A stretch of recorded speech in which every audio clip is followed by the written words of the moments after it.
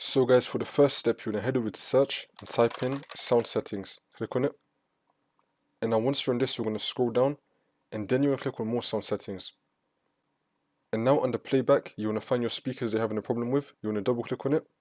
And then you want to click on enhancements.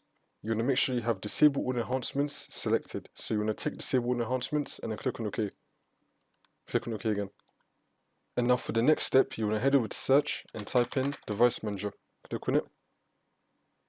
And now once you're on this, you want to expand audio inputs and outputs. And then you want to find your speakers. You want to right click on it and then click on update driver and then click on search responsive for drivers. Make sure you have the best drivers for your device installed. Your speakers may also come with a software like my one does. I've got the G432 headset. It comes with the Logitech GL software. So if your speakers do come with a software, then you want to click on it. And then you want to head over to settings and you want to make sure that your firmware is up to date. You just want to make sure that your speakers are up to date for your software. And now for the third step, you want to head over to search and type in check for updates. Click on it. And now once you're on this, you want to click on check for updates and do all the updates that your computer may have.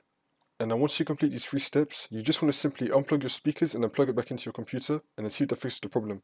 If the problem is still not fixed, then you want to head over to search and type in troubleshoot settings. Click on it. And now once you're on this, you want to click on other troubleshooters. And then next to audio, you want to click on run. This will come up, you want to click on this, wait for this to load. And now once it loads up, it's going to ask you, do we have consent to run this scan? You want to click on yes. And then you just want to run this. Wait for this to load and then see if this fixes your problem. If any steps come up that tell you what to do, then you want to do them. And now once you complete that last troubleshooting step, you just want to restart your computer and then the problem should be fixed.